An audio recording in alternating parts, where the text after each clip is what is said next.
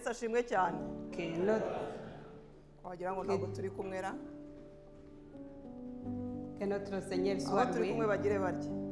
Ceux qui sont avec nous, levez la main, montrez votre joie. Murakoze cyane. Nezerewe Imana kuri uyu munsi Je suis dans la joie pour le Seigneur ce matin kubitwemereye guterana, parce qu'il nous permet de se réunir ce matin. ariko kubw'umwihariko ikaba ingiriye icyizere ikemera ko nyivugira. Et plus particulièrement parce qu'il me donne cette confiance pour parler à son nom. Ni umugisha ntajya mpfusha ubusa, C'est une bénédiction que je ne gaspille jamais. ndetse niyo mbitekereje ndavuga nti data wa twese unciye iki. Même au cas j'y pense et je demande à Dieu pourquoi moi, pourquoi j'ai cette faveur. Ni ukuri rero Imana ishimwe ko inyemereye ikangirira icyizere uyu munsi wa none. Et je loue le Seigneur, je le remercie d'avoir fait cette confiance à moi. Abayobozi b'abana ndetse n'abana barakoze cyane, Imana ibahe umugisha. Je remercie Abana n'abayobozi babo les enfants et leurs monitrices ntacyo wahisha Imana. qui ne peut rien cacher à notre Dieu. Ibyo wakora wiherereye, Ce que tu peux faire dans l'obscurité ou en cachette, ibyo nakora niherereye, et ce que je peux faire moi-même en cachette, nta kintu na kimwe ijisho ry'Imana ritabona. et rien que Dieu ne va pas voir. Uyu munsi wa none tugiye kuganira ijambo ry'Imana rifite insanganyamatsiko ivuga ngo Aujourd'hui, nous allons parler sur la parole qui a comme sujet Isaka mu mudugudu. fouille dans le village. Les fouilles dans le village. Isaka mu mudugudu Fouille dans la cité ou dans la cité ou dans le village. niyo nsanganyamatsiko tugiye kuganiraho uyu munsi. C'est ce que sur quoi nous allons parler ce matin. Ushobora kuba hari aho wayibonye, Peut-être tu as déjà vu ce sujet. ushobora kuba hari aho waryumvise, Et peut-être que tu as déjà entendu quelque chose à propos de ce sujet. ntabwo ari uko ari copy paste cyangwa copier coller, Je ne sais pas parce que j'ai fait copier chez quelqu'un d'autre, ahubwo nuko ari itangazo. mais c'est une annonce. Byashobokaga twabwira cyangwa se nabwira abantu bose. C'est une annonce que je dis à tout le monde. Isaka mu mudugudu, wakwibaza ngo mbese ni Isaka, ni Ishaka, yibagiwemo hashi. Avec son mot en Kinyarwanda, c'est écrit de la même façon, mais avec différentes significations. Ni Isaka bituruka ku nshinga gusaka. Et seulement on va se baser sur le mot qui a la signification de fouiller. Bivuga ngo gushakisha ibintu bihishwe. Fouiller ce qui est caché, ce qui a été mis en cachette. Reka munyemerere nanjye nshima Imana hanyuma twinjire mu cyigisho cyacu cy'uyu munsi. Je me permets d'abord de faire une prière avant de commencer. Data wa twese uri mu ijuru, Imana idukunda kandi twitaho, ibyiringiro by'umugisha, nyemerera ngushime kandi nguhimbaze, ngushimire kuri Imana igira neza kandi uri Imana ishobora byose, uri Data wa twese mwiza kandi uri umukozi w'umuhanga, izina ryawe nirihimbazwe. Amen.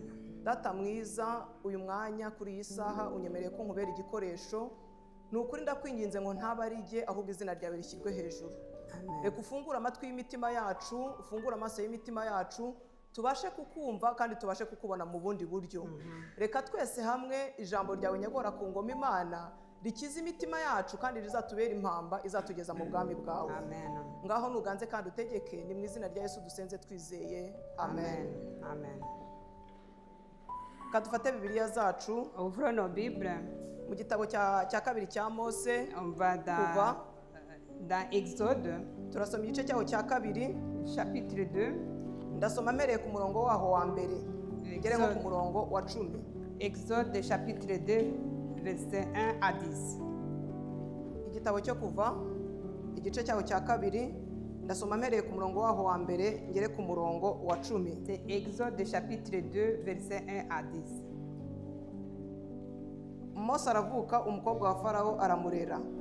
Umugabo wo mu muryango wa Lewi aragenda arongora umukobwa wa Lewi, uwo mugore asama inda abyara umuhungu, maze abonye ko ari umwana mwiza amuhisha amezi 3. ananiwe guhora amuhisha amubohera akato gapfundikiye mu ntamyi, agasiga ibumba n'ubushishi, ashyiramo uwo mwana agashyira mu rufunzo rwo ku nkombe y'uruzi.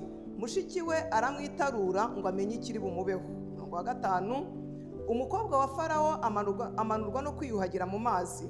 Abaja be bagendagendaga ku nkombe y'uruzi, abona ka kato mu rufunzo, atuma umuja we kukazana. Agapfunduye abonamo uwo mwana, umwana ararira, aramubabarira, ati uyu ni umwana w'Abaheburayo. 7, mushiki we abaza umukobwa wa Farawo ati, sinajya se kukuzanira umurera wo mu Baheburayokazi ngo amukurerere? Umukobwa wa Farawo aramusubiza ati, nuko genda umunzanire. Umukobwa aragenda ahamagara nyina w'uwo mwana. Umukobwa wa Farawo aramubwira ati, jyana uwo mwana umunderere, nzaguhemba. Uwo mugore ajyana uwo mwana aramurera. Umwana arakura, amushyira umukobwa wa Farawo, ahinduka umwana we, amwita Mose, ati nuko namukuye mu mazi. Amen. Iri ni ijambo twese dusanzwe tuzi. Nous connaissons tous cette parole. Ni ukuvuka kwa Mose. Et la naissance de Moïse. Yenda munyemerere nsubire inyuma gato kugira ngo nitize amateka twinjire muri iri jambo ryacu ry'uyu munsi. Avant tout, je vais revenir un peu en arrière pour bien comprendre cette histoire. Igihe Yosefu bene se bamwangaga, Quand les frères de Joseph l'ont haï, bikageza ubwo bamujugunya mu rwobo, jusqu'à ce qu'ils l'ont jeté dans la fosse, muribuka ko haje Abishimayeli bakamugura bakamujyana muri Egiputa. il a été vendu aux Ishmaélites qui l'ont amené à l'Égypte. Bamugejejeyo nabo bamugurisha kwa Potifari. Et une fois arrivé en Égypte, on l'a vendu au roi chez Potiphar. Potifari aragenda agirira umugisha kuri Yosefu, kuko ngo Yosefu icyo yakoragaho cyose cyahabwaga umugisha. Et celui qui a acheté Joseph, il a été béni parce que Joseph avait une main bénie à tout ce qu'il touchait. Ageze kwa Potifari rero, nihuse mu nkuru, murabizi ko nyirabuja cyangwa se umugore wa Potifari yashatse kumusambanya Yosefu akabyanga. Vous vous rappelez bien l'histoire que la femme de Potiphar a voulu abuser de ce jeune garçon Joseph. Byatumye yisanga mu nzu y'imbohe. Et Joseph s'est retrouvé dans la maison, en prison parce qu'il a refusé de donner ce que la femme voulait. Ageze mu nzu y'imbohe, ntago yabaye nk'imbohe zisanzwe, ahubwo yabaye imbohe navuga ngo ikomeza kubaha Imana. Et même en prison, Joseph a été un homme qui a respecté la volonté de Dieu. Muri gereza cyangwa se mu nzu y'imbohe yahakuwe no kujya gusobanura inzozi z'umwami. Et comment, la façon dont il est sorti de prison, c'est parce qu'il a eu la chance d'aller expliquer les songes du roi.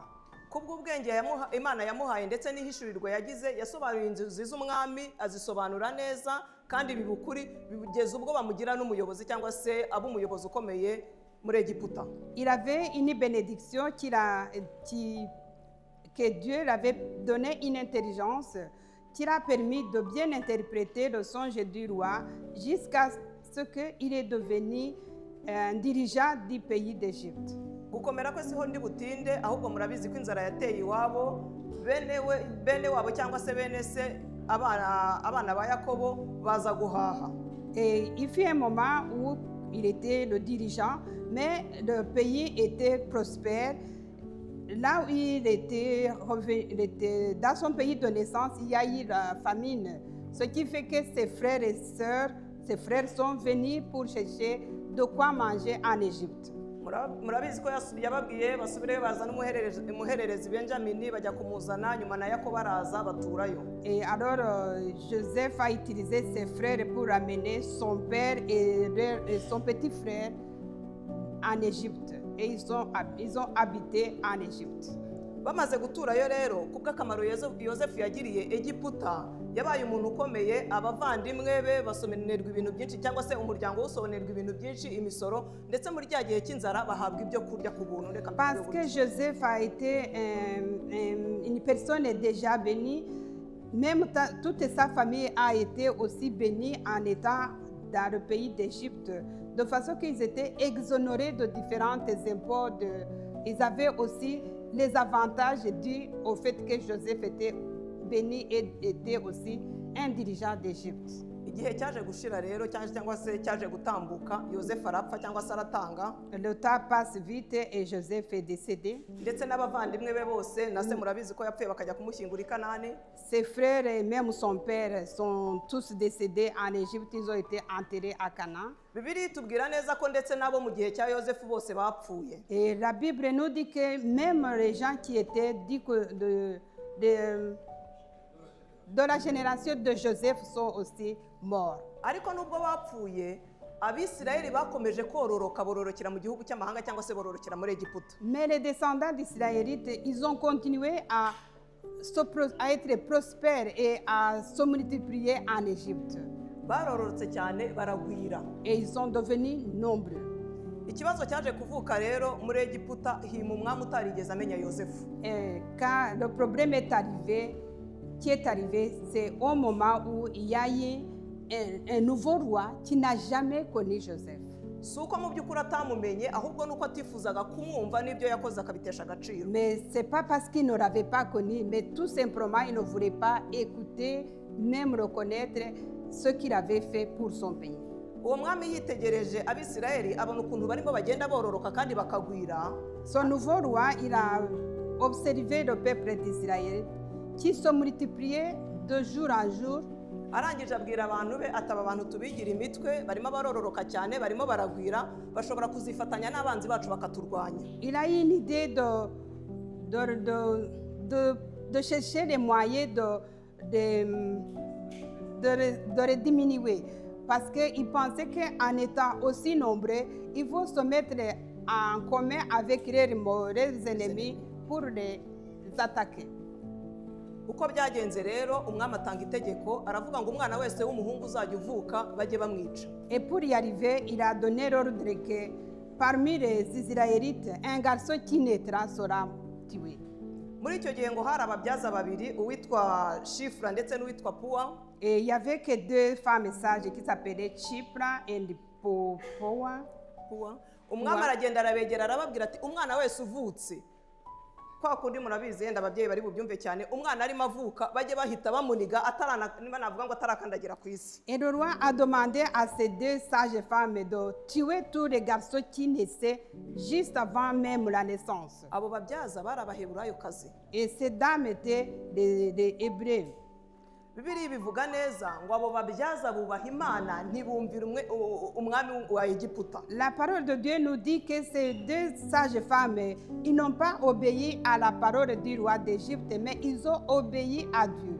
Amakuru aza kugera ku mwami rero atumiza abo babyaza abaza ibyo bamukoze kuki batumviye itegeko rye. La parole est arrivée au roi parce qu'elle n'avait pas fait ce qu'il les avait demandé et il les a invités à venir s'expliquer devant lui. Uko yari yababwiye ko umuhungu navuka bagomba kumwica, umukobwa bakamureka akabaho. Le roi avait donné à ces deux femmes sages l'ordre de tuer tout garçon qui naissait et de garder seulement les filles.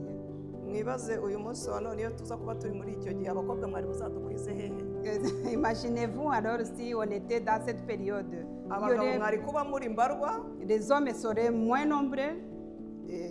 Nuko ababyeyi rero cyangwa se abo babyaza ntibubaha itegeko ry'umwami. Mais ces deux sages femmes n'ont pas obéi à l'ordre du roi. Mu gihe umwami yababazaga ibyo bamukoze rero, ababyaza bamusubiza ijambo ryiza, baramubwira ngo abaheburayokazi batandukanye n'abanyegiputa ngo kuko babyara umubyaza atarabageraho. Et alors quand il devait s'expliquer devant le roi et pourquoi ils n'ont pas tué les garçons qui naissaient, ils ont donné la bonne parole en disant que les femmes hébreuses, c'était des femmes costauds qui accouchaient avant que les sages femmes arrivent.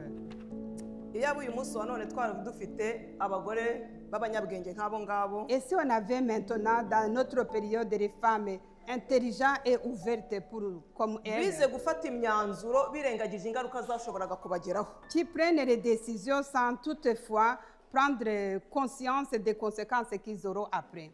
Bafashe umwanzuro cyangwa se imyanzuro myiza ntawe bagishije inama. Ils ont pris cette décision sans poser ou bien sans consulter qui que ce soit. Ariko kuko bari connected n'ijuru, mais parce qu'ils avaient sous l'ordre de Dieu. birengagiza itegeko ry'umwana w'umuntu Ils ont refusé l'ordre du roi ryo kwica, de tuer. ahubwo bubaha Imana. Ils ont obéi l'ordre de Dieu.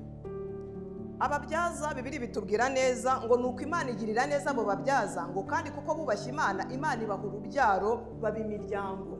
Et comme les sages femmes n'ont pas obéi l'ordre du roi, ils ont eu des enfants aussi et ils se sont multipliés aussi. Bivuga ngo bubashye umwami cyangwa se bubashye Imana basuzugura umwami, nabo hari ibyo bari bagikeneye. Ils ont obéi à Dieu, mais ils ont refusé d'obéir au roi parce qu'ils avaient aussi un besoin en eux. Kubwo kubaha Imana rero bituma Imana ibaha umugisha na birabagura. Comme ils ont obéi à Dieu, ils ont aussi été multipliés, ils ont eu des familles. Igihe umwami yumvaga rero ko abagore bamutengushye cyangwa se ababyaza bamutengushye, yatanze irindi tegeko. Quand le roi a vu que les femmes n'ont pas obéi à son ordre de tuer les enfants, il a encore inventé une nouvelle Ni loi. nko kuvuga ngo niba banze kubica barimo bavuka, Mais- uzajya avuka akagera hanze bajye bamujugunya mu ruzi cyangwa se bajye bamujugunya mu mazi. Comme ces garçons, on ne peut pas les tuer au moment de la naissance. Quand ils seront nés et qu'on voit que c'est un garçon, on devait aller le jeter dans le fleuve. Umugabo umwe wo mu muryango wa Lewi rero witwaga Amuramu, Et un de la famille d'Amram, de Lévi, qui aragenda s'appelait ngo Amram, umukobwa wa Lewi witwaga Yokobedi, il est allé se marier à une femme qui s'appelait Jochebed. babyarana umwana w'umuhungu. Et ils ont eu un enfant. Niho twasomye ngo bamaze kubyarana umwana w'umuhungu, ngo uwo mubyeyi abonye ko umwana we ari mwiza amuhisha amezi 3 kubera gutinya rya tegeko ry'umwami. Et cette famille a eu un garçon, un beau garçon. Ils l'ont gardé pendant 3 mois parce qu'ils avaient peur de l'ordre du roi qu'il avait donné. Ngo arambiwe guhora amuhisha, niko Bibiliya yatubwiye. Ici, on dit qu'elle en avait marre de continuer à cacher ce garçon, son Umubyeyi afata enfant. umwanzuro wo kwijishura, Elle a décidé de laisser cet enfant. ngo afata akebo arakaboha Elle a, cyangwa se akato, elle a pris un petit panier. aragahoma ubushishi n'ibumba, Elle a mis un peu de l'argile sur ashyiramo ce wa panier. mwana. Et elle a mis cet enfant. Ni nko kuvuga ngo aho kugira ngo nzabone bamwica mu maso yanjye najye kugwa ahandi. Et c'est comme si elle avait décidé elle a décidé d'elle-même, elle a dit, au lieu de le revoir tué devant mes yeux, je vais le laisser partir, il mourra loin de mes yeux. Amaze kumushyira mu kato rero aragenda atereka iruhande rw'amazi mu rufunzo. Et quand il a mis dans son petit panier, elle est allée la déposer dans les roseaux, dans l'eau. mushiki w'uwo mwana wavutse ngo akomeza kujya acungira hafi, aravuga ati nubwo mama mumanukanye amujyanye ku mazi nta yandi mahitamo yari afite, ariko nanjye nzaguma bugufi bwe njye mucungira hafi. Mais comme cet enfant avait une sœur, elle a dit, maman n'a pas de choix, mais je vais quand même regarder et suivre ce qui se passera à cet enfant tout en étant un peu reculé. Reka tubyite ko mushiki we yagiye kumubera uburinzi, ariko umurinzi wa rwihishwa. C'est comme si elle était une gardienne un peu cachée. Umwana baramumanukanye, mushiki we ajya kumucungira aho hafi rero. On l'a mis dans l'eau et la sœur regardait de loin. Ariko nubwo mushiki we yacungiye hafi, navuga ngo umubyeyi we yari yizeye ubundi burinzi, navuga ngo budasanzwe, kuko yari ashyize umwana we mu biganza by'Imana. Même si la sœur était toujours, elle gardait un œil sur cet enfant, mais la maman avait une très grande confiance à quelqu'un d'autre. Uburinzi bw'Imana bubana nawe Et n'uwo mwana. cet enfant a été gardé par Dieu. Umukobwa wa Farawo rero ngo amanuka koga, amanuka ku mazi. La Haleluya. fille du roi Pharaon descend pour aller se laver dans l'eau. Ngo ageze ku mazi, ngo abaja mu gihe umwe aciye hano undi bigenzagenza, Et quand il se baladait autour dans l'eau avec ses servantes, ngo abona ka kato, et ils ont vu ce petit panier caché. abwira umuja kujya kukazana. Et elle a dit, va prendre ce petit panier. Umuja ajya kukazana. Et la servante est allée la chercher. Akamugejeje iruhande ngo bapfunduye basangamo umwana ahita arira. Et quand ils ont ouvert ce petit panier qui était fermé, l'enfant qui était dedans a pleuré.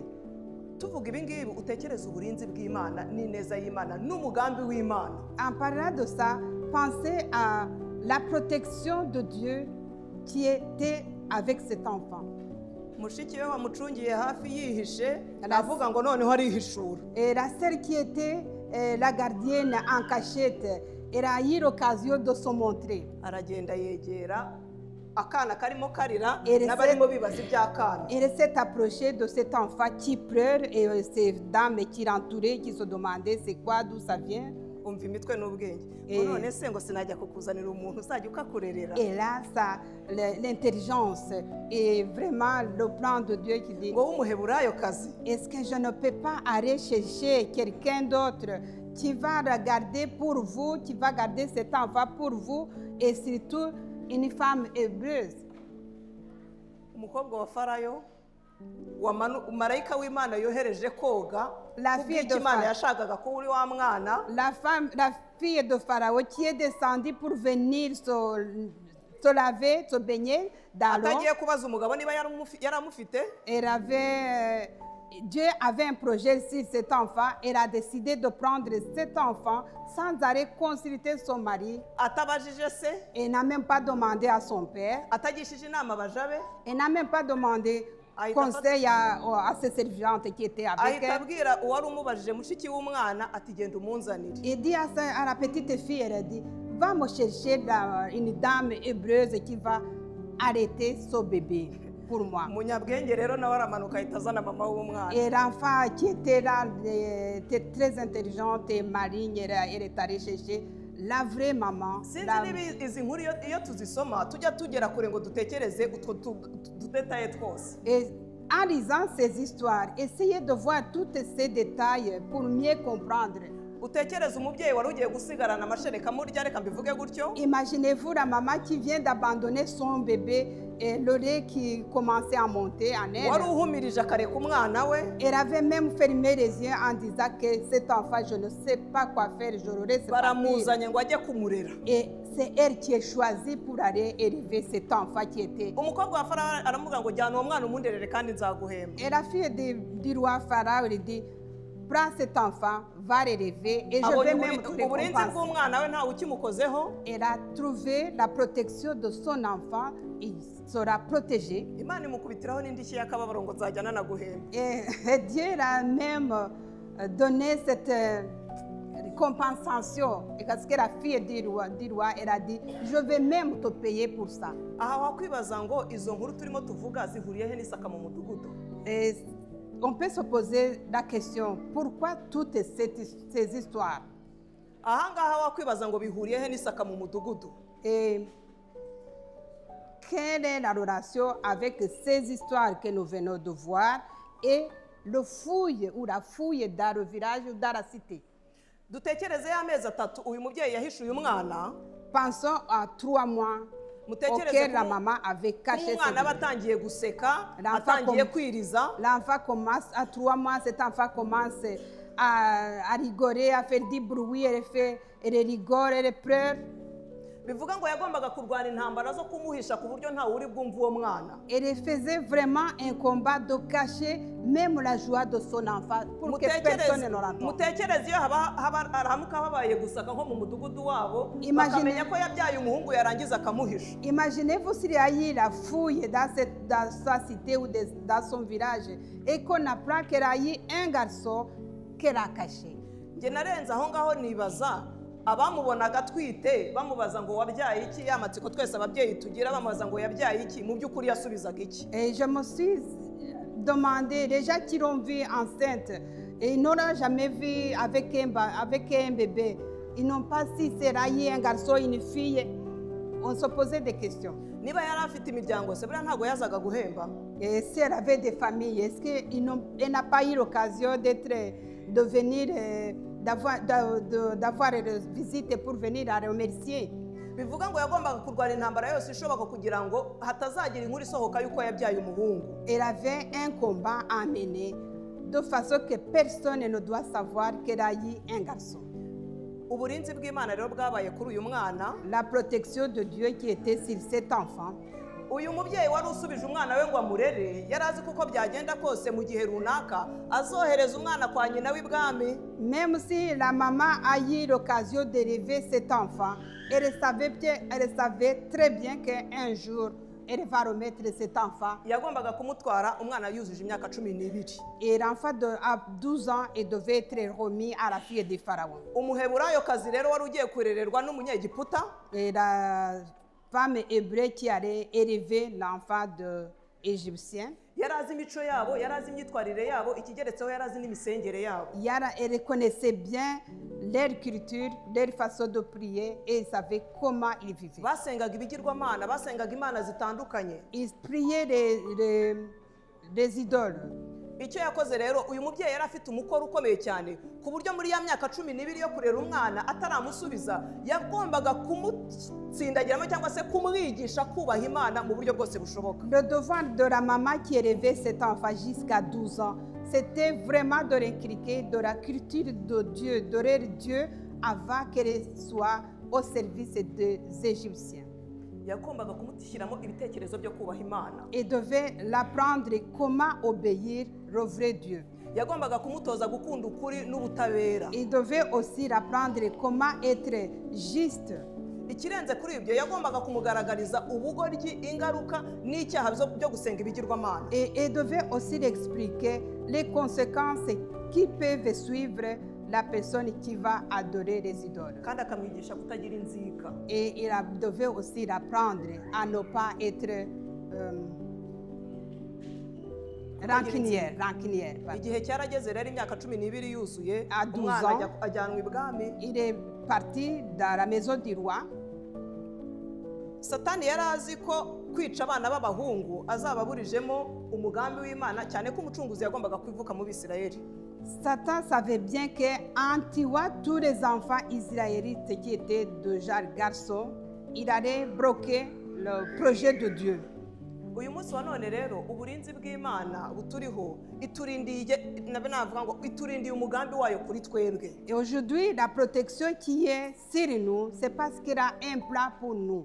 amahitamo y'abagore b'ababyaza yagize umumaro cyangwa se yatumye ubwoko bw'imana bukira. Le choix de femmes sages a permis que le peuple de Dieu soit sauvé. umwana amaze kumwita Mose turabizi twese, murabizi urugendo yakoranye n'Abisirayeli ubwo bavaga muri Egiputa. L'enfant a été appelé Moïse et nous connaissons tout le chemin qu'il a fait avec le peuple israélien. umugambi w'imana rero wanyuze mu bagore b'ababyaza bize kubaha imana no kwitondera amategeko y'imana batirengagije ingaruka zose byagombaga Le kubagiraho. plan de Dieu est passé par la décision finale des femmes sages qui ont pris la décision de ne pas tuer tous les enfants garçons qui naissaient sans se méfier des conséquences qui peuvent arriver. reka tuvuge ko umugambi w'imana yari ifite kuri Mose niwo wamubereye uburinzi. Et le plan de Dieu qu'il avait sur Moïse, c'est ce plan qui est devenu aussi une protection pour lui. kumvira imana cyangwa agakiza ni urufunguzo rutuma umugambi w'imana ukorera muri twebwe. Obéir à Dieu ou la foi, c'est une clé qui ouvre pour nous des portes. none uyu munsi wa none twisatse nge nawe, Et si aujourd'hui on essaie de se fouiller, toi et moi, twisuzumye twebwe twitwa ko twakiriye Yesu Kristo nk'umwami n'umukiza, essayez de s'examiner, nous qui avons accueilli Jésus-Christ comme notre Sauveur. ese ako gakiza gatuye muri twebwe koko ku buryo gashobora gutera imana kuturinda nk'uko yarinze Mose? Et cette grâce, est-ce qu'il habite en nous ou c'est comme quelqu'un qui a accepté Jésus? uyu munsi wa none reka mbaze, ijuru riramutse ritanze ID cyangwa se identité cyangwa se indangamuntu Et si le ciel nous donne les cartes d'identité, chacun, izi twerekana aho tugiye hose et bakaguha les cartes indangamuntu, d'identité que nous montrons partout où nous passons. aha ndabivuga kugira ngo buri wese yisuzume, yisakasaka umutima we, arebe niba izo identité ziramutse zihawe yaba mu mubare w'abazihabwa, niba Isi- koko uri umutahajuru ukaba wahabwa urwo rwandiko. Je dis ça pour que chacun s'examine pour voir si vraiment il mérite, si chacun mérite l'identité du ciel. mu Bagalatiya hari ijambo ryiza njya nkunda, igice cyaho cya 2, Dans Galates chapitre 2, Galates chapitre. Galate 2 igice cyawo cya kabiri uhereye nko ku murongo waho wa 11 kugera kuri 14 ntago masoma ndavuga umurongo wa nyuma niwo nshaka ariko titire y'amagambo yaho aravuga ngo uburyarya bwa Petero burema ibice mu itorero. Galates chapitre 2 verset 11 jusqu'à 14. 11 jusqu'à 14. Galates chapitre 2 11 jusqu'à 14. C'est la malignité de Paul. Umurongo wa 14 niwo nshaka. Et je vais vers le verset 14. Haravuga ngo niba uri umuyuda ukaba utifata nk'abayuda ubwo mpereyemo hagati niki gituma uhatira abanyamahanga kwifata nk'abayuda. Et là ça dit un peu de mots, si tu es juif et que tu ne te comportes pas comme un juif, pourquoi est-ce que tu insistes pour les gens qui ne sont pas juifs de se comporter comme des juifs? Ese uri umuntu udasanzwe ku Mana ku buryo uburinzi bwayo bushobora kukurinda nk'uko bwarinze Mose? Tu es vraiment une personne spéciale de façon que la protection de Dieu peut vraiment se manifester en toi comme il a fait sur Moïse. Isaka mu mudugudu rero riraje. Et la fouille au village. Abitwa ko twamenye Imana. Et nous qui avons connu Dieu. Abitwa ko turi mu bagenzi. Turi abagenzi bajya mu ijuru. Nous qui s'apprêtons, qui prétendons être dans le chemin qui va au ciel. Aho ibihishwe cyangwa se ibyahishe bigiye guhishurwa. Nous qui avons l'opportunité d'avoir ce qui était caché. Abana babitubwiye ko nta kintu na kimwe Imana ihishwa. Dieu, les enfants ont vu que il y a notre Dieu, on peut rien cacher à notre Dieu. Mu minsi yashize mperutse kwibona ahantu ndimo ntanga itangazo. Et dans les jours passés, je me suis retrouvée à un endroit où je donnais une annonce. Ndasaba Imana ngo inshoboze kubivuga uko bigomba mu mazina yabyo. Je vais demander à Dieu de me donner la force de bien le dire comme ça s'est passé. Nibonye ndimo ntanga itangazo ahantu. Je donnais une annonce quelque part. Nari manutse mu mudugudu umwe ngiye kuzamuka undi mudugudu. Nari manutse ahantu hamwe muri village imwe. Je descendais dans un village et je montais dans une autre. Nagendaga ntanga itangazo. Je donnais une annonce. Ryavugaga ngo iki? Et que disait cette annonce? Murabona iwacu yenda abaheruka mu Rwanda murabizi iyo hari nk'igikorwa cy'umuganda katumuvuge umuganda wa leta ukorwa ku isabato. Et vous savez nous qui savent bien qu'il y a des travaux communs qui se passent le samedi. Hatambuka umuntu muri buri mudugudu cyangwa se muri buri gace atanga itangazo avuga aho umuganda uzabera itariki isaha uzaberaho n'ibikoresho bazitwaza. Il y a une personne qui est chargée d'annoncer le jour des travaux communs, l'heure où ça va se passer, l'endroit et le matériel qu'ils doivent prendre. Nanjye rero nari uwo muntu reka ntanga urugero rwe yenda rw'iwacu atambuka avuga ngo ndakoresha izina ryaho nzi. Ni urugendo agatambuka avuga ngo yenda akanyura mu kagari ka Kimisagara cyangwa se mu mudugudu wa Kimisagara avuga ngo ejo ni umuganda muzitwaze amasuka n'ibitiyo tuzahurira ku kagari ka Kimisagara isaha ni saa moya ntihazagire ubura cyangwa ngo akire. Alors traverser le village en disant demain c'est le jour de travaux communs, on passera dans un village de Kimisagara et il faut prendre les roues et ça sera à 7 heures. Ni urugero ndi gutanga akazamuka mu mudugudu umwe agahinguka mu wundi wajya kumva arimo aravugira nko hirya iriya. Il dit la même chose dans chaque village. Yarangiza ahetuye akongera akagaruka akanyura hahandi. Et même quand il a fini tous les villages, il répète la même annonce là où il est passé.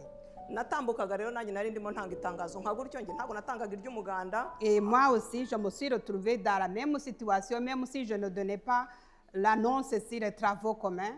Natangaga itangazo ryavugaga gutya. Je disais ça. Isaka mu mudugudu ye. Et je disais fouille au village, la fouille dans la cité. Manuka mu mudugudu umwe ahantu hamwe.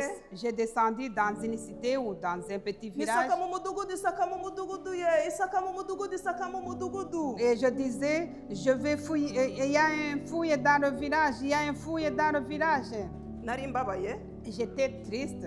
Mpamvu nari mbabaye hasaga nabi nabonaga hakonje. Et je disais que j'étais triste parce qu'il faisait froid. Kandi narebaga urugendo nkoze nkareba n'urwo ngiye gukora nkabona je voyais le trajet que je vais faire et que je vais refaire en revenant. nta muntu wari hanze, il n'y avait personne dehors abantu bose bari mu nzu et tout le monde était à l'intérieur. uretse umudamu umwe twahuye. Et j'ai seulement croisé une dame. Arangije ntiyamvugisha ntiyananyakura, arambwira wowe ati Imana imbabarire imfashe, aritambuka arigendera. Et m'a rien dit, mais elle a dit que Dieu m'aide et qu'il me pardonne. Nanjye nkomeza isaka mu mudugudu, isaka mu mudugudu ye, isaka mu mudugudu, isaka mu mudugudu. Et moi, j'ai isaka mu continué mudugudu. à annoncer cette annonce que j'avais qui disait la fouille au village, la fouille dans la cité, la fouille au village.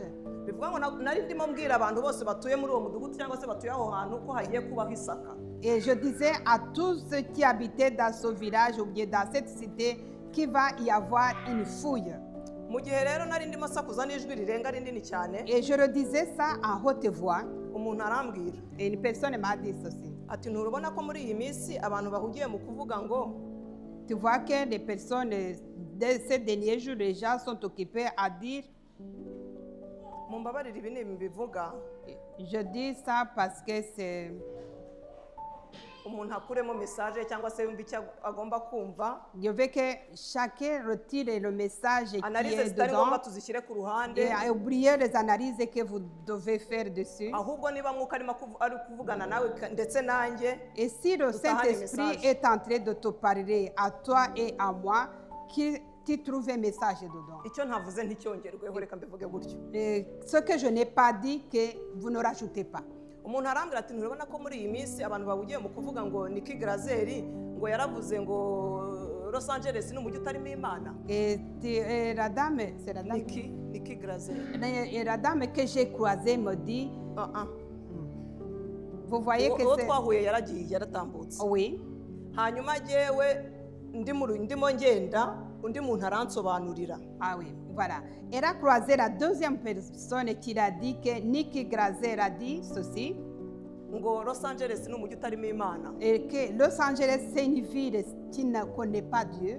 Murabizi ku itariki 5 z'ukwa mbere niba mbyibuka neza, Vous vous hari rappelez ibirori bien bijya biba que- muri Amerika Vous vous rappelez qu'au mois de janvier, à la date du 5 janvier, batangamo ibihembo ku bakinnyi ba filime bitwaye neza. et ils donnent des récompenses aux gens qui ont bien joué les films qui ont bien joué les films. Mu kwa mbere rero cyangwa se kuri izo tariki 5 byari bigiye kuba ku nshuro ya 82. Et au mois de janvier, c'était la 85e de... Murabizi. 85e... Oui, 5e. Ngira ngo twese tujya twumva Hollywood. Nous connaissons tous ce qui se passe à Hollywood. Igihe hashyaga rero cyangwa se igihe hagerwagaho n'inkongi y'umuriro. Et vous vous rappelez que dernièrement, il y a eu un incendie qui a tout brûlé. Abantu benshi bavuga ngo uwo mudamu niwe wari uyoboye ibyo birori byitwa Golden Globes Awards. La dame qui dirigeait ces cérémonies, Ubundi ni umudamu w'umunyarwenya cyangwa se ukina komedi. c'est une dame qui est vraiment comédienne. Niwe wari MC cyangwa se niwe wari uyoboye icyo kirori. C'est comme elle qui était la dirigeante de cette cérémonie. Mu gihe yari ayoboye ibirori rero, Et quand elle dirigeait cette cérémonie, bagendaga batangaza amanota y'abantu uko bagiye bakurikirana cyangwa se uko bagiye bakurikirana mu mafilime, abakinnyi, abanditsi ba filime. il donnait des points de... C'est comme les notes, comment ils se sont dépassés dans les actions d'acteurs. Icyiciro cya mbere kiratambuka La avuga amanota yabo. première cérémonie est passée. Ageze ku cyiciro cya kabiri rero, Quand il est arrivé dans la deuxième partie, avuga uko abantu bagiye bakurikirana. il a dit comment les gens se sont suivis. Avugamo abagiye bashimira ababyeyi babo, ndashimira mama ko ariwe wamfashije nkaba ngeze mu gukina filime nkaba ndi umukinnyi mwiza. Et il a dit qu'il y a ceux qui ont remercié leurs parents, ceux qui ont remercié les autres personnes qui les ont aidés pour bien faire leur travail. Avuga ko abamama muri rusange bagize amanota 3. Et ils ont dit que les mamans, ils ont eu 3 points.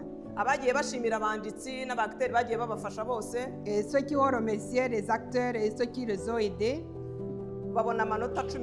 ils avaient 11 points.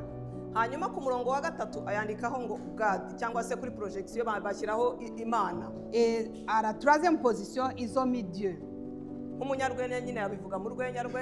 Et comme elle a dit dans sa parole comédienne, Aravuga ngo aba bagize amanota 11, les ça, ils ont eu 11 points.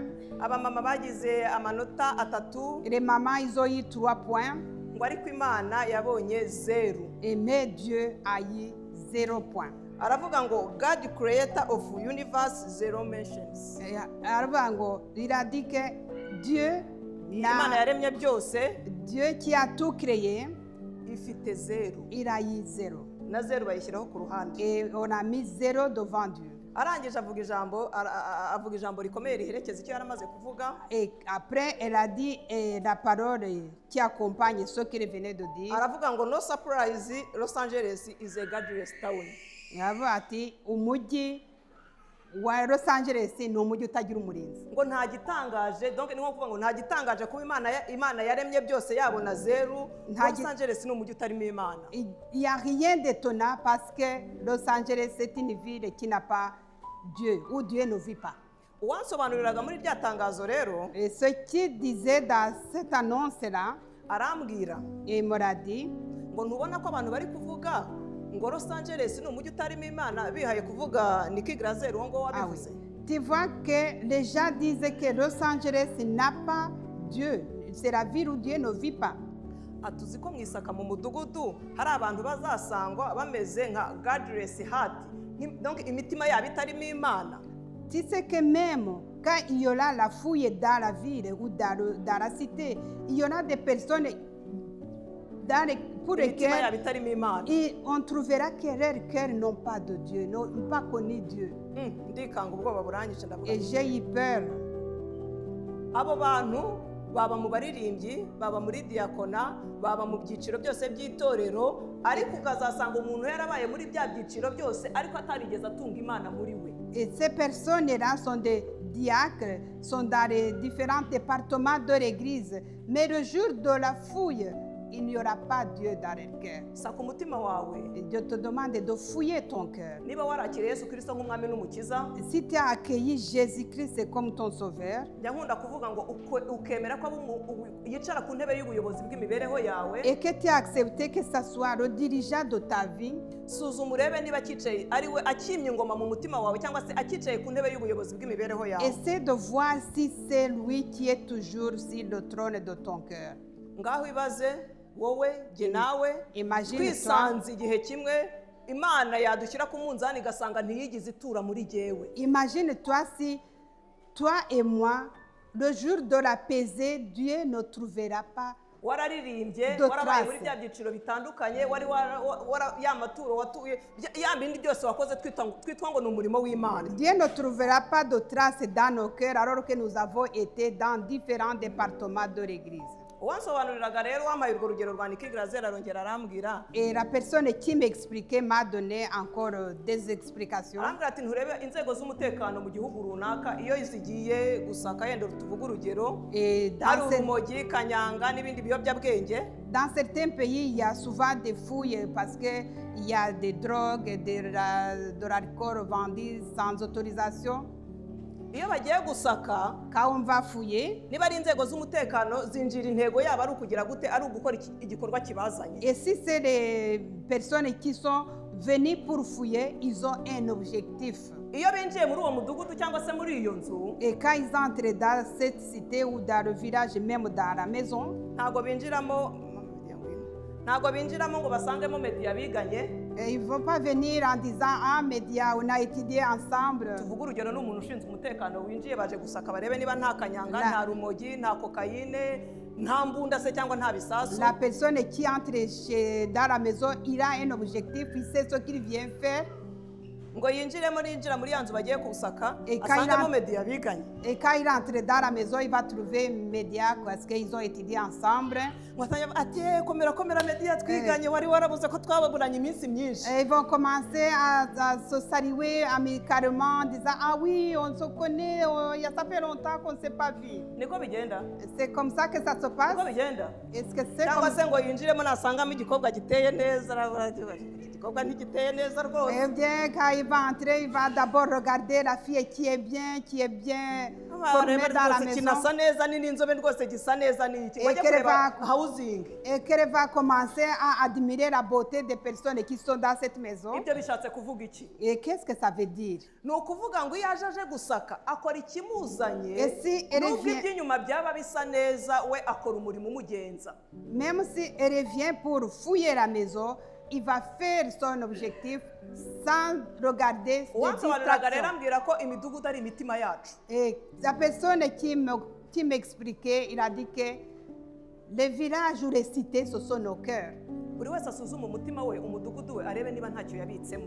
Que chacun examine son cœur ou son village pour kandi voir gihabanye s'il n'a rien caché. n'ubushake bw'Imana. Et s'il il a caché quelque chose qui n'est pas pour la volonté de Dieu, iryo saka mu mudugudu ntabwo rije rireba hawuzingi, et la fouille ne vient pas voir la beauté de ce qui est nirizita là. no ku nseko nziza, Et même si tu montres tout ce que tu as de beau, ça, c'est pas pour rizaba ça qu'il est rireba là. hehe, Ça va regarder seulement le rizaba rireba cœur. hehe, Le cœur. Ça va regarder seulement le mu cœur. mutima cyangwa se mu mudugudu. Et il faut regarder seulement le village dore qui rero est barinjiye nos binjiye cœurs. muri uyu mudugudu, Et s'il entre dans ce village, basanzemo kanyanga. il y a la bière qui n'est pas autorisée. nawe urebe umutima wawe ukibitsemo cyangwa se umudugudu wawe, Regarde dans ton village ou dans ton cœur, basanzemo dans ton kanyanga, cité. basanzemo urumogi, basanzemo kokayine. Et s'il y a la drogue, la cocaïne ou les mauvaises choses qu'on peut trouver, qu'on est venu chercher. igitangaje gitandukanye n'iri saka Et ce qui est izo nzego z'umutekano,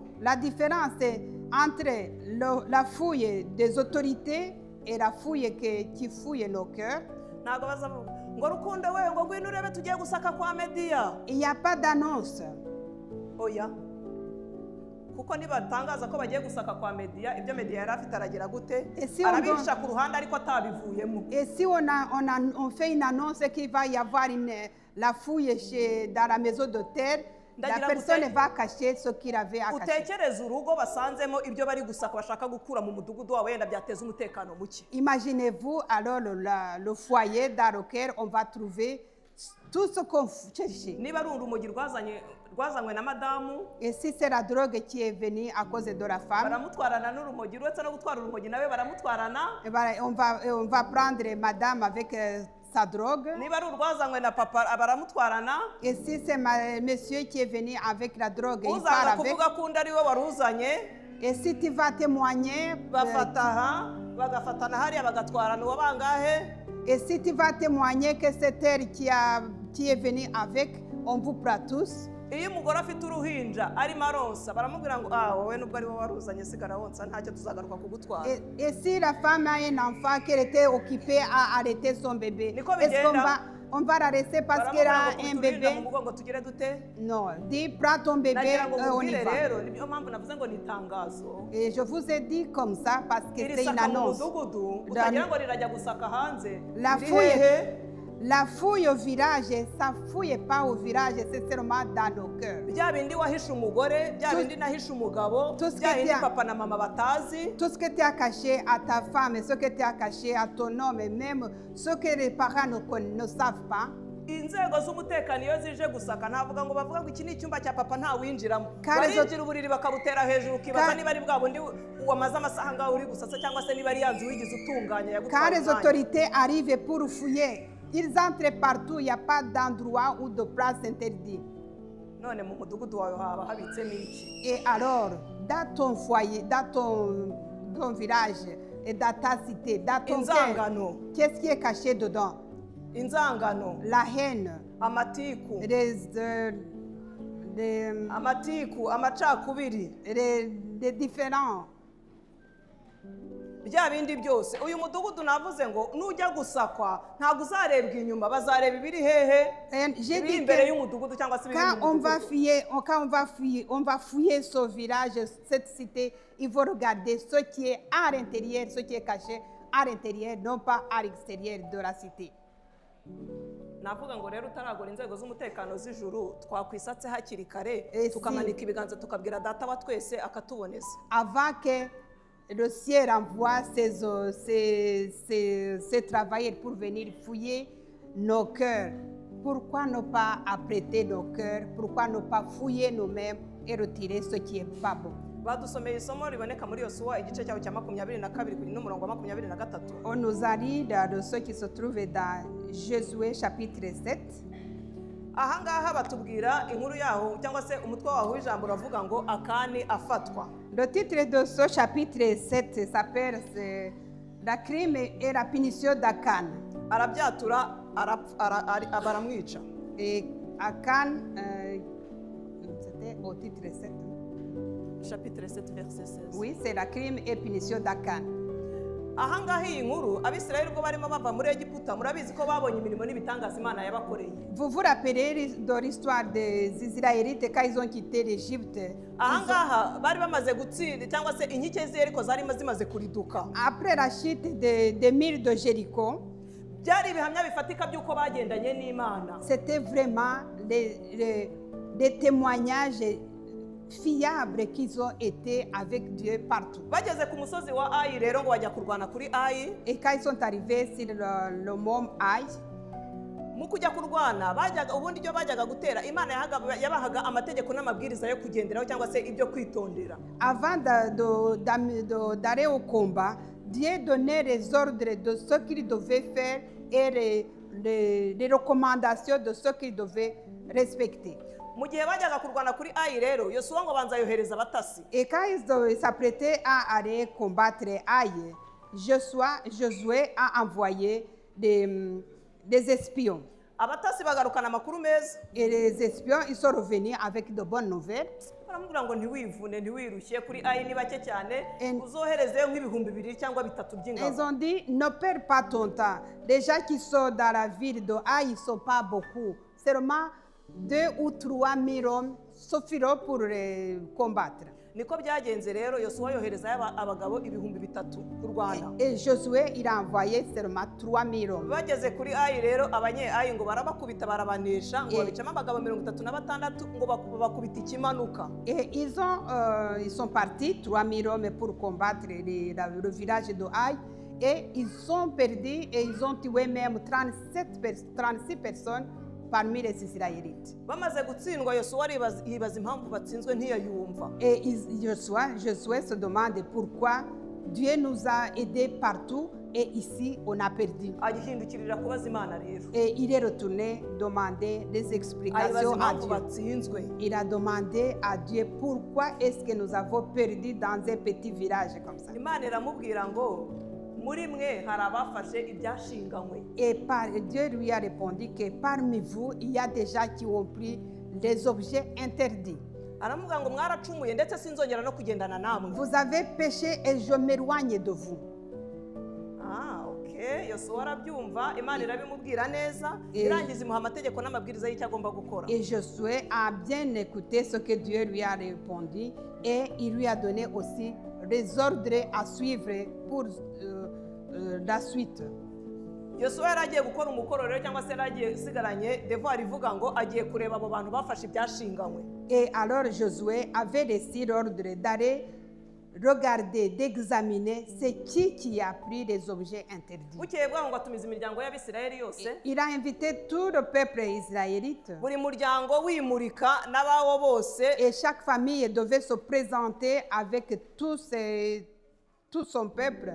navuga ngo buri muryango urasakwa cyangwa se uragenzurwa Eh, kugira c'est- ngo bamenye umuntu wabateje uko gutsindwa. C'est comme s'il y a eu la fouille dans chaque tribu pour savoir qui a été la cause de leur ngo chute. bagere mu muryango wa Yuda rero Et quand ils sont arrivés dans la tribu de Juda, ngo basanga uwitwa Akani et quand ils ont trouvé que c'est Akan, niwe wafashe ibyo atagombaga gufata, lui avait pris des objets interdits bituma Imana irakara et il a causé la colère de Dieu. ibagabiza abanzi babo. Et ce qui fait que Dieu les a punis en causant leur perte. mu gihe Akani yafatwaga rero Et une fois qu'on a attrapé Akan, Yosuwa aramubaza. Josué l'a demandé. muranyemerera amasome Yosuwa igice cyaho cya 7 On va lire dans chapitre ku murongo wa 19. Josué chapitre 7 verset 19.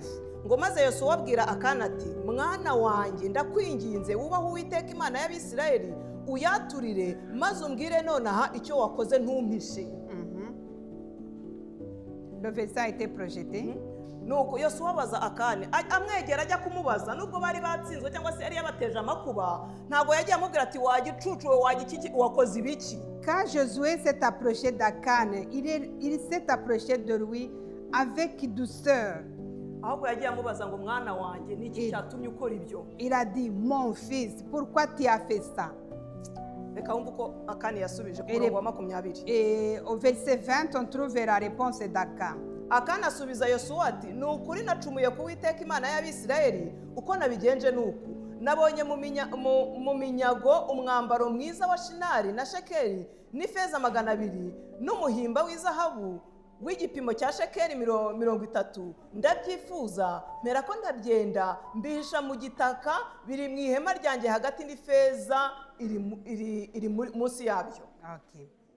Voilà. akani yaragiye mu minyago bari bafashiye kuri ayi, agira gute? Afatamo ibyo ashimye, agezeyo navuga ngo acana amaremare, abona ibyiza, aho ababona ifeza irari riranga, agira gute? Arafata ariha. Et quand Akan est arrivé dans le village où ils allaient pour les combattre, il a eu des gros yeux, il a eu de bonnes choses. Au lieu d'aller, de suivre son objectif, il a pris de bonnes choses qu'il a arrivées, il les a volées. abifata ntawamubonye, Et personne n'aura vu quand il a pris ça. ntawigeze amuca iryera ngo amenye ibyo akani yafashe. Et personne n'a vu ce qu'il a fait.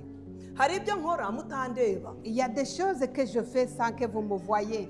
hari Jeanette mutazi, Il y a Ginette que vous ne connaissez pas. hari wowe tutazi, Et il y a toi qu'on ne connaît pas. hari wowe korari Et il itazi, y a toi que la chorale ne connaît hari pas. wowe abakuru b'itorero Et il batazi, y a toi que les anciens ne hari connaissent wowe pas. umuyobozi wa korari Il atazi, y a toi que l'ancien hari le wowe dirigeant de umudiyakonikazi chorale. cyangwa umudiyakoni mukuru batazi, Il y a toi que le diacre, hari wowe l'ancien. uhishe. Il y a toi qui es caché en ariko nagira ngo toi-même. mubwire ko isaka mu mudugudu Mais je ntabwo te dis- rizareba ya majwi meza uririmba n'aya kositime nziza wambaye cyangwa se na za mekapu na za rizaba rirareba indani. Mais je voudrais te dire que le jour où il y aura la fouille, ça regardera vraiment à l'intérieur de ton akani cœur. yihishe ijisho ry'umwana w'umuntu ariko ntiyihishe ijisho ry'Imana. Akan sait cacher les yeux de l'homme, mais il ne sait pas cacher les yeux de Dieu. nagira ngo umuntu ubwiye ko nakwitwikira ijoro nkanakwihisha ariko ijisho ry'Imana risitiri rihora rindeba. Je devais tout faire dans l'obscurité, dans la nuit, mais Dieu me verra. mu gihe rero bari bamaze kumenya akana amaze kwatura ibyo yakoze byose, avuze n'aho bibitse, Eka. wera yaragiye aranacukura mu ihema rye. Et après avoir avoué ce qu'il a fait, il a dit qu'il avait même creusé un trou, qu'il avait tout mis dans la terre. twabicukurira tukabihisha imyaka 7-6 itorero On peut même creuser un trou, cacher tout ce que nous voulons cacher, sans que l'église le sache.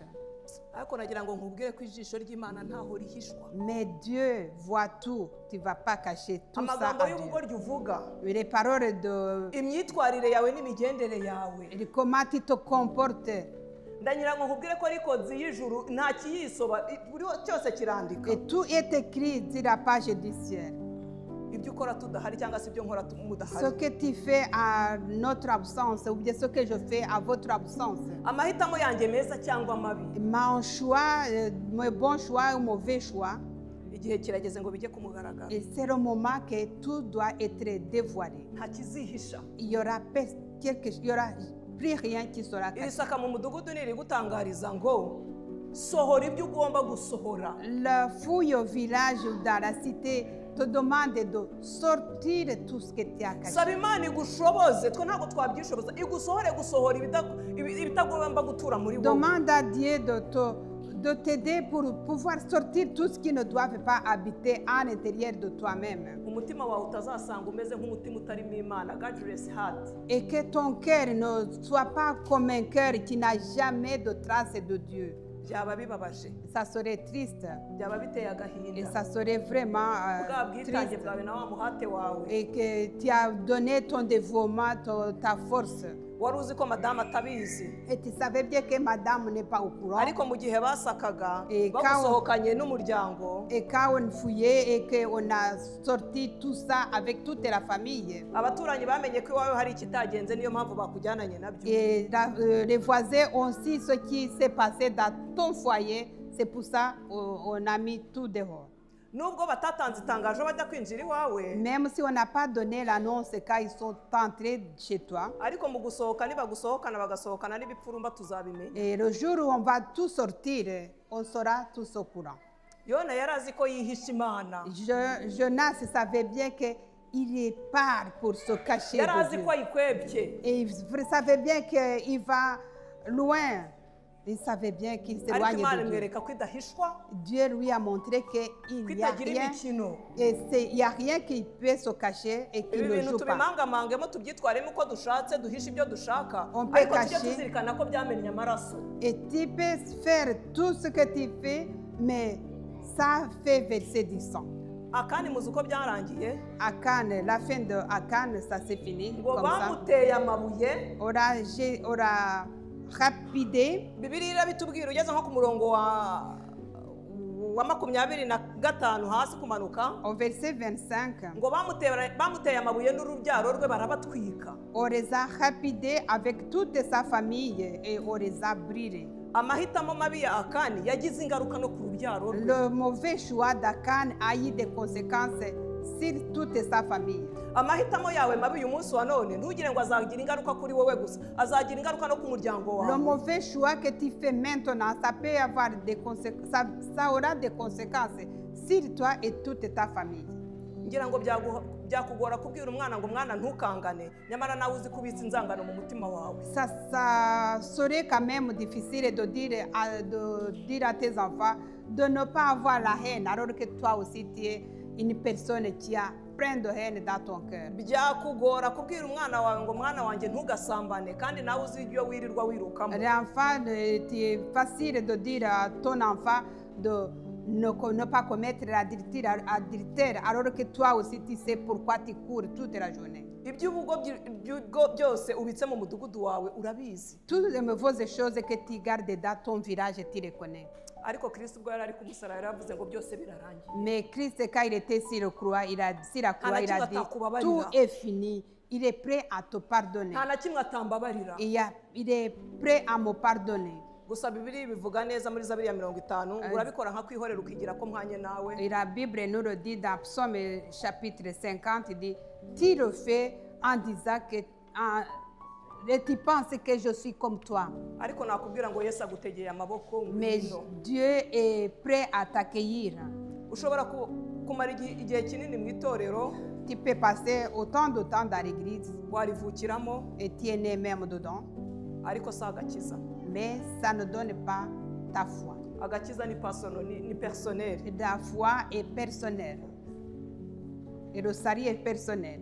Nahanjye nawe yo gukora amahitamo mazima. Et c'est à toi et à moi de faire un bon Abagore choix. b'ababyaza bagize amahitamo mazima, Les ubwoko femmes- bw'Imana burakira. Les femmes sages, ils ont fait un beau choix et le peuple de Dieu a été sauvé. Akana yakoze amahitamo mubi ateza akaga urubyaro rwe. Akan a fait un mauvais choix et il a causé la malédiction à toute sa famille.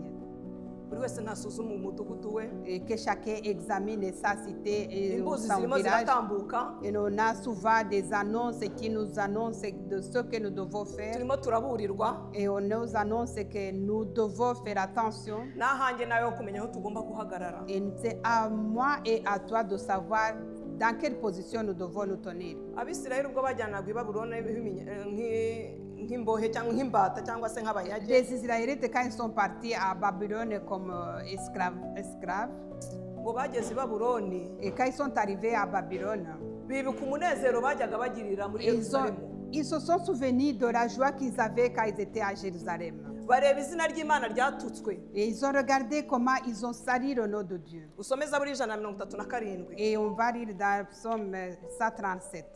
Izina ry'Imana ryahindutse igitutsi kubera bo. Et le nom de Dieu est devenu, a été humilié à cause d'eux. Ngo maze bageze muri Babuloni, Et quand ils sont arrivés à Babylone, bakumbura ibihe byiza bagiriye muri Yerusalemu. ils ont eu des souvenirs, des nostalgies de bons temps, du bon Nagira ngo temps nawe qu'ils ont uzirikane eu. ibihe byiza wagiye ugirana n'Imana. Donc, je voudrais vraiment t'inviter à avoir cette nostalgie des bons moments que tu as passés avec Dieu. Urebe uburinzi bw'Imana bwagiye bubana nawe mu bihe Et pour bitandukanye. voir comment Dieu t'a protégé toute ta vie. Urebe inzira Imana yagiye igucira mu bigeragezo Et bitandukanye. regarde vraiment les chemins ou les barrières que Dieu a ouvertes pour toi. Ngo bageze i Babuloni, Quand ils sont arrivés à Babylone, ngo abanyebabuloni bakajya baza kubashungera. et les Babyloniens venaient, c'est comme s'ils venaient se moquer d'eux.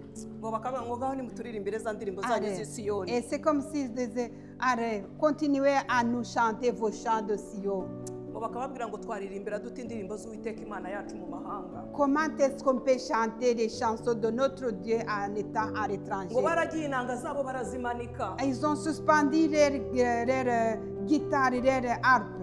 Biyambura iby'umunezero. Ils ont mis de côté tout ce qui était de source de joie pour eux. Bibuka ibihe byiza bagiye bagirana n'Imana. Et ils se sont appelés des beaux moments, ils sont passés avec Dieu. Babonye ukuntu Yerusalemu yahindutse igitutsi barababara. Et quand ils ont regardé comment Jérusalem est devenu vraiment maudit à cause de Dieu, ils ont eu une tristesse. Ngo maze bakajya bavuga ngo twaririmbira dute indirimbo z'Uwiteka Imana yacu mu mahanga. Et comment est-ce qu'on peut chanter les chants de notre Seigneur, de notre Dieu en étant à Ngo Yerusalemu l'étranger? ninkwibagirwa ngo ukuboko kwanjye kw'iburyo kuzibagirwe gukora. Et comme s'il disait, Jérusalem, si je t'oublie, que mon bras droit Ni oublie nko aussi kuvuga ngo de travailler. nibagirwa ineza y'Imana ku buzima bwanjye. Et si Ntagende j'oublie, ntangire. c'est comme s'il disait, si j'oublie la beauté la bénédiction de Dieu pour moi, et c'est comme si je suis dans l'incapacité de faire quoi que None ce soit. twebwe indirimbo z'Uwiteka Imana yacu turimo turaziririmbira mu banyamahanga. Et nous continuons à chanter des Bivuga ngo chants. ibikorwa ntacyo bitubwiye cyane ko natwe tubirimo tubyisangamo dukora nkabyo.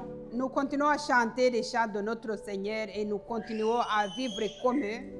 Icyashoboje Yosefu kutubera Mose kutubera igihamya uyu munsi wa none twigiraho. Et pourquoi est-ce que Moïse a été un bon exemple pour nous? Nuko ibyo yigishijwe na mama watigize abireka nubwo yarerewe mu banyamahanga. C'est parce qu'il n'a jamais oublié les enseignements que sa maman lui a appris quand il était jeune. Nicyo cyatumye akomeza kugira umutwaro w'ubwoko bwabo. Et il a toujours porté comme fardeau la souffrance de son peuple. Impanda igiye kuvuga. La trompette va arriver. Yesu araje.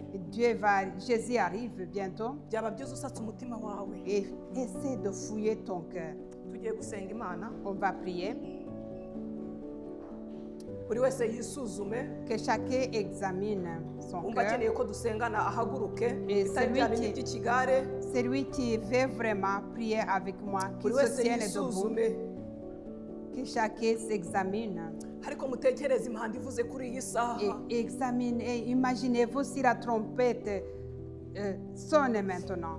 Mutekereze ivuze iyi saha twese tukisanga mu kirere. Et qu'à cette heure-ci, on monte avec Dieu. Tugiye gusanganira Imana, Et tugiye que gusanganira Data wa twese. nous allons accueillir notre Dieu. Utekereze korari yawe impanda ivuze twateranye. Et imaginez-vous si dans ta chorale, si la trompette sonne au moment où tu es dans la chorale. Utekereze wowe n'umuryango Et wawe. pensez aussi à toi et à toute ta famille. Mbega umunezero twagira twese duhuye tugiye gusanganira Kristo. Quelle joie que nous aurons si nous sommes tous dans le ciel pour accueillir Jésus. Tekereza botanike twiyambuye inzangano. Imaginez-vous ici à Botanique si on met de côté toutes les haines Mutekereze twiyambuye amagambo menshi n'iby'ubugoryi byose. et que nous mettons de côté toutes les mauvaises choses et les paroles mauvaises qui sont en nous. Utekereze Kristo ahagaze mu kirere Et que, aya masaha. et que nous voyons Christ devant nous dans le ciel. Mbega umunezero twagira dufatanye mu biganza tugiye gusanganira Quelle umwana. joie que nous aurons ensemble tout en se tenant la main en montant pour accueillir notre Ariko Dieu. kumusanganira bizaterwa n'icyo wabitse mu mutima Mais wawe. pour accueillir Dieu, pour aller accueillir Jésus, dépendra Kumusanganira bizaterwa n'icyo de wabitse mu mudugudu wawe. ça dépendra de ce que tu as gardé dans ton cœur, dans ton village et dans ta cité, qui est ton cœur. Nshuti muvandimwe, Kristo ni umunyembabazi. Christ est miséricordieux. Zaburi 103 bivuga neza ku murongo wa 8. Psaume 103 au verset 8, ça dit, Imana yacu ni inyembabazi, itinda kurakara kandi ifite kugira neza notre kwinshi. Dieu est miséricordieux et il est difficile de se mettre en colère. Kuko aho izuba rirasira hitaruye aho rirengera, ngo niko imbabazi zayo zingana, ngo kandi ibabariye ntiyongera kubyibuka ukundi. Et sa miséricorde dépasse toutes les limites. Nagira ngo nkubwire ko ntacyo Data wa twese atatubabarira. Il n'y a rien que notre Dieu ne peut pas nous pardonner. Iri saka rirareba abakuze n'abatoya. La fouille regarde les jeunes et les Irareba plus abasore âgés. n'inkumi. Il regarde aussi les filles et les garçons. Cyanyemerera ugasura umutima wawe. Et seulement ça regarde ton Ukabwira cœur. Data wa twese ngo ngera unkoreho. Et demande à ton Dieu de Ukamubwira ngo te ngwino toucher. usure umutima wanjye. Demande à Dieu de venir visiter mon cœur. bwira imana isenya ibyo gusenya muri wowe yubaka ibyo kubaka Mais que Dieu détruit tout ce qui est mauvais à nous et Ivane qu'il iby'ubugoryi construit muri de wowe. nouveau ton cœur. ivana iby'ubugoryi muri Et wowe qu'il retire toutes ces mauvaises choses Imana à nous-mêmes. iragukeneye Et Dieu a besoin de nous. uburinzi bwayo bwabanye nawe mu bihe bitandukanye La protection qui a été avec nous toute cette vie, umugambi wayo warakurinze et son plan a été mis en action. ngwino kirisita agutegeye amaboko Viens, Christ ouvre nous tout ni notre umunyebambe Christ kandi ni t'attend. umunyembabazi Il est miséricordieux et il va te pardonner. atinda kurakara kandi afite kugira neza kwinshi Il a du mal à se mettre en colère. imbabazi ze ntizigira umupaka C'est sa joie et sa miséricorde n'a pas de limite. Mana uri Imana igira neza uri Imana ishobora byose kandi uri Imana ivuga bikaba uri data wa twese mwiza kandi uri umukozi w'umuhanga izina ryawe nirishyirwe hejuru Amen. mutangabugingo abahungu n'abakobwa bawe barahagurutse ni ukuri turatsinzwe kuri iyi saha hari aho tutagenze neza ntabwo tweze imbuto zikwiriye abihannye hari ibyo twabitse mu midugudu yacu bidakwiriye hari ibyo twabitse mu midugudu mu mitima yacu bitaguhesheje icyubahiro aya masaha turakwinginze ngo usenye ibyo gusenya muri twe wubaka ibyo kubaka nyaguhora ku ngoma Imana Amen. iby'umugayo byose byatubonetseho reka ubabarira abapapa ubabarira abamama ubabarira abasore n'inkumi aho tutagenze uko bikwiriye nyaguhora ku ngoma Imana tuzamuye ibiganza nk'ingabo zitsinzwe ku rugamba turakwinginze ngo imbabazi zawe zituboneka umutangabugingo reka wibuka ko mu gitambo cy'ikaruvari turimo bikorere kwiyubahisha utubabarire Amen. kandi uyu munsi utwemerere ntuturebere mu byahari ibicumuro byacu ahubwo uturebere mu maraso ya Kristo uri Imana igira neza kandi uri Imana ishobora byose imbabazi zawe ntizigira akagero imbabazi zawe ntizirondoreka papa ni ukuri abahagurutse bose abakeneye imbabazi zawe abatsinzwe bose ni ukuri kuri iyi saha twakiriye imbabazi zawe mu izina rya Yesu Amen. turakwinginze ngo usenye ibyo gusenya muri twe wubaka ibyo kubaka nyaguhora ku ngoma Imana ngaho nuganze kandi utegeke abaje bagukeneyeho ubutabazi abaje bagucakaho ibyiri bagukeneyeho ibyiringiro nyagora ku ngoma Imana abari bacitse intege abari batendebutse mu by'uru rugendo abari nyagora ku ngoma Imana bagiye kure kubw'impamvu zitandukanye reka ubagaruze neza yawe ubagaruze urukundo rwawe nyagora ku ngoma Imana twese hamwe ibyazaduhesha ubugingo ibyazatuma twimana ingoma na Kristo ari byo duhera nabera bose hamwe mu izina rya Yesu Amen. amen Amen.